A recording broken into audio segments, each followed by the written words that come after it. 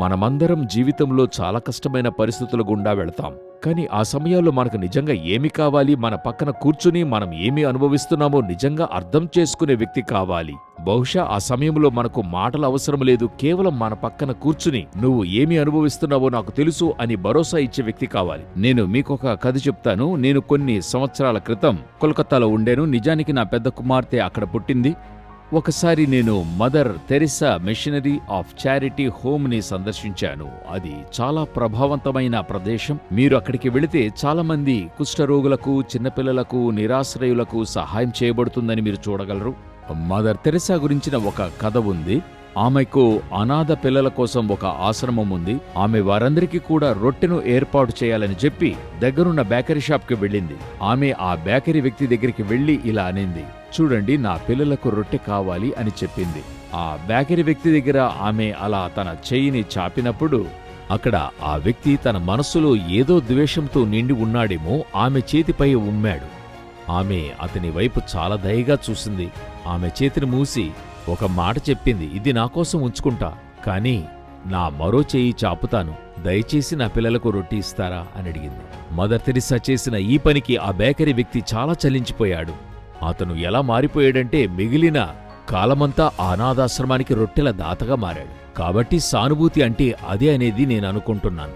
ఒకరికొరకు మరొకరు భావోద్వేగాలతో విలువలు పంచుకోవడం. ఈ సానుభూతి అంటే ఏమిటి?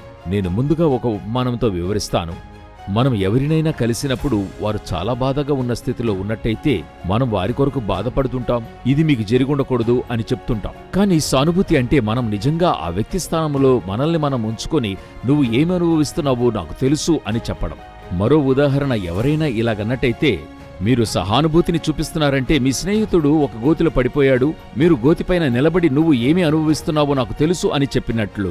కాని సానుభూతి అంటే మీరు ఆ గోతులోకి దిగి అక్కడ కూర్చుని ఇప్పుడు నాకు తెలుసు నువ్వు ఏమి అనుభవిస్తున్నావో నేను అనుభవిస్తున్నానని చెప్పడం. బైబిల్లో యోబు పుస్తకములో ఒక కథ ఉంది. యోబు చాలా ధనవంతుడని మనం అక్కడ చూడగలము. ఎంతో ఆస్తిపరుడు. కాని దేవుడు అతన్ని పరీక్షించాలనుకున్నాడు. కొన్నిసార్లు దేవుడు చేస్తుంటాడు. మనం ఆయనకి నమ్మకంగా ఉన్నామా అని చూద్దామనుకున్నాడు. సాతాను పరీక్షించడానికి అనుమతిచ్చాడు. యోబు తన కుటుంబాన్ని పోగొట్టుకున్నాడు, తనకైనవన్నీ పోగొట్టుకున్నాడు.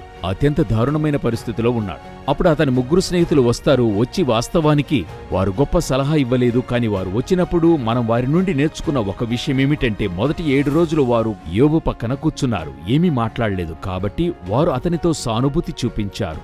ఇప్పుడు ఈ కథ విన్నారు అంటే యోబు స్నేహితులు ఏమి చేశారు? వారు వెళ్లి కేవలం అతని పక్క నిలబడ్డారు. మరి బహుశా దేవుడు మిమ్మల్ని ఒకరికి సహాయం చేయడానికి పిలిచుండొచ్చు. కాబట్టి అక్కడికి వెళ్ళండి, సహాయం అవసరమైన వ్యక్తిని కనుగొనండి, వారితో కూర్చోండి, నువ్వేం అనుభవిస్తున్నావో నాకు తెలుసని చెప్పండి. మీరు పరిచర్య చేస్తుండగా దేవుడు మిమ్మల్ని ఆశీర్వదించి తన మహిమ కోసం తన పని కొరకు సమృద్ధిగా ఉపయోగిస్తాడు. God bless you.